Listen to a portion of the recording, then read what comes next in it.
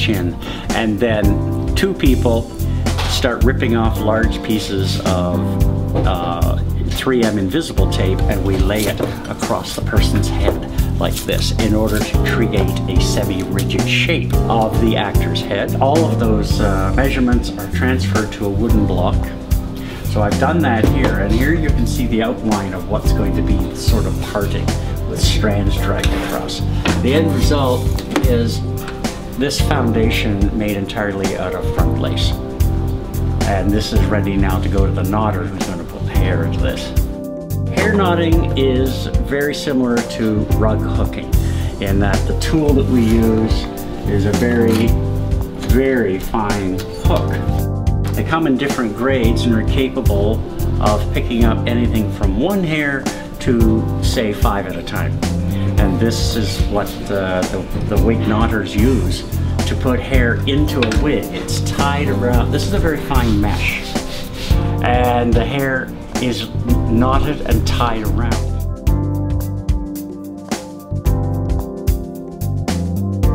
Yes, I think there's 14 individual wigs in Matchmaker, and because of the period and the gentleman in it, there's a fair number of facial hair pieces, as in large fluffy sideburns, character mustaches, even a pair of eyebrows. Started out as a piece of plastic stuck to the side of his face where we drew, the designer drew the shape that we wanted.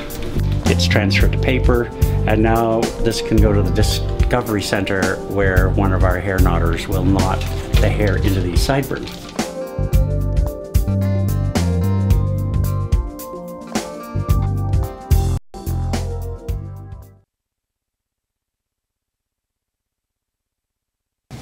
And welcome back. Thanks everybody for your patience there. We had a couple of technical difficulties. This is very important because today's live stream, the first of the Stratford Shakespeare Festival's 60th season, is in preparation for our second live stream, which we're going to be casting on Monday night starting at 7 p.m. It's going to be a live stream from the red carpet of our opening night, and our host will be Janice Zolf. So be sure to tune in for that one. You'll get a chance to see all your favorite stars, and they're going to be very excited to welcome you to our 60th season this year. But for now, we are back in the scene shop of the Stratford Shakespeare Festival. I'm with assistant head scenic artist Danny McManus, and today he's showing us some of the floors that the scene shop has created for our festival theatre productions. So right now we're going to talk a little bit about Much Ado About Nothing.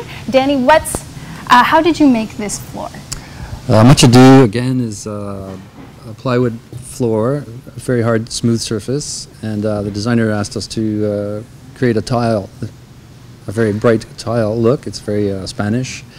So what we did was, once we had base coated it, we had stencils made that allowed us to move them around in different colors and create this great mosaic on the floor. It looks fantastic, this huge round floor on the stage. It's beautiful and bright and really exciting. And the designer for this particular show is Santa Loquesto, who also did the Matchmaker. Right. What role does a designer play in the work that you do here in the paint shop? Well, the designer creates the look of the show. I mean, everyone sits there and watches what we do for 2 hours, right? So he has to set the tone and the mood for the show. So there's vibrancy of these colors. It's obviously about heat and emotion, right? And the thing for us with the designer is that we have to interpret his design. So it's important that we communicate well with them and try to get a feel for what they want to see, other than just a static paint job. What kind of mood they want to set. So. And do they come in and see how things are going throughout the process? They come in specifically at the beginning and talk to us about what they want to see. And they show us their drawings or their models, and they'll come back. They'll okay some samples like this. They have to look at them, and they have to be happy with what we're doing. And then they'll come back later on when we're halfway through or near the end, and to let us know if we're still on track, because it is still an interpretive process. And even though this floor was done with stencils, we had to break it down with some browns to make it aged, right? So you can't go too subtle or too far. You have to sort of, again, interpret what they want. Right. So So we have a video showing some of the details of how this beautiful floor was created. So why don't we take a look at that? Again, that's the video of the creation of the Much Ado About Nothing floor for the Stratford Festival's 60th season.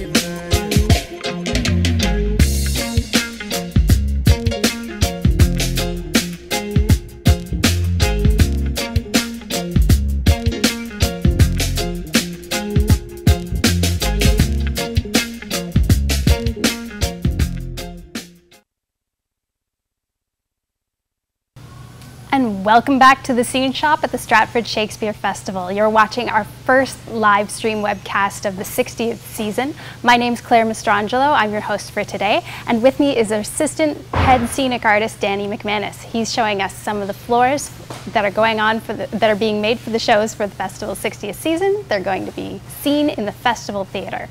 So Danny, this is our fourth and final floor for today. It is. Which show is this for? This is for Henry V, and for us it's our final show. We're pretty much wrapping up the year, but it's a really big one and pretty exciting. There's a lot of theater magic in this one. It's a very heavy-looking show, but there are a lot of different materials used to facilitate the changeovers and the movement that we find pretty exciting. So can you give me an example? Well, sure. The floor, again, is a plywood floor that they've routed with lines to look like large planks. And it's very smooth, of course. So to give it texture, we use a mixture of paint and glue and drywall compound and different things, sort of a mix that was developed by our senior artist, Kevin Kemp. He's been doing that for a long time. He's really great at it. So we did different samples on wood for the designer to look at, and he chose, of course, the most texture he could possibly get. So it was a lot of work for us. We have to create a texture, but we have to keep it smooth because then we were told that there are people on stage in bare feet. So how do you accomplish that? Well, the plaster is put on the wood, and we actually rake it with combs, large combs, and creating some knots and a lot of grain. So it's a very free-form experience, and there's a lot of work, a lot of boards to do. So you have to just open your mind to creating what a piece of wood would look like, right? So again, the designer had come in at the beginning and picked certain old pieces of wood that he liked and let us know just how old he wanted it to look, right? So we were able to accomplish that on the floor, but upstage there's a forest of beams that are huge, and so to keep the weight down, they're actually, instead of pieces of wood, they're empty boxes, and they're covered in this rubber it's like a rubber vinyl, and they sprayed that into a mold that we had taken from some of the logs, and this has been glued onto these big empty boxes to keep it light so they can stand up in the changeover. Where do you do that work with the rubber? Is that done here in the scene shop, or is that done? It can be, but there was so much of it this year. We actually went to a company that does it. It's an industrial product, and they probably thought it was a bit strange, but they sprayed our logs and our pieces of wood, and they made molds and built a ton of vinyl for us. It was really great. So a new working relationship for you guys. Yeah, it was good. It was wonderful. Good. The other thing about that is you'll see a drawbridge in the show, and that's so big that if we used real wood, it would probably crush the floor. So that's actually empty boxes again that are filled with cardboard, corrugated cardboard. And then we textured the top of those boxes to look, so it all has to look the same, but there's many different materials. Wow. Yeah. And how long will it take you to build all of the pieces for the set from start to finish? Wow, this is a huge set. So there's a raked floor, there's a drawbridge, there are beams. I would say this is about a 2-month project for us. Wow. And how long do most shows take? Well, it can, you know, if there's a lot of volume, it's going to take a long time, but this is a heavy show, so the texturing is an arduous process, right? And it's not as free as throwing paint onto the Matchmaker floor or something, right? So this is a big one. You'll see how heavy it is when you sit down and look at it. It's very imposing. It's great. Great. Well, why don't we take a look at those beams? We've got a video for you showing you exactly how they're put together. So we'll watch that on our YouTube channel, where we have lots of other videos posted. If you're interested, go to youtube.com/Stratford Festival and have a look. And don't forget to join us for our second webcast on Monday, May 28th at 7 p.m. with your special host, Janice Silf, and she'll take you live to the red carpet of opening night at Stratford. Thanks for joining us.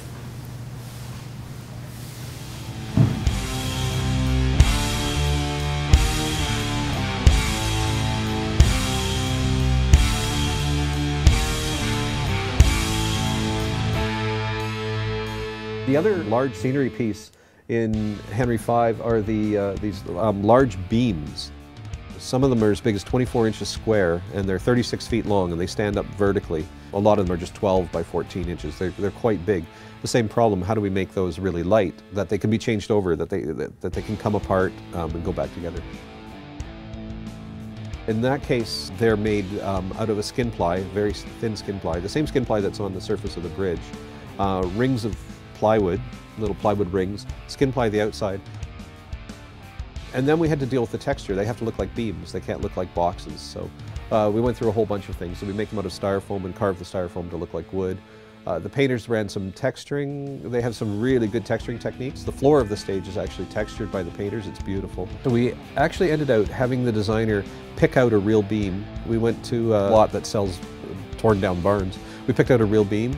We molded it, and then we had rubber sprayed into that mold, and we peeled it out, and we had thousands of feet of fake beam made up, which we then glued onto our plywood and structure.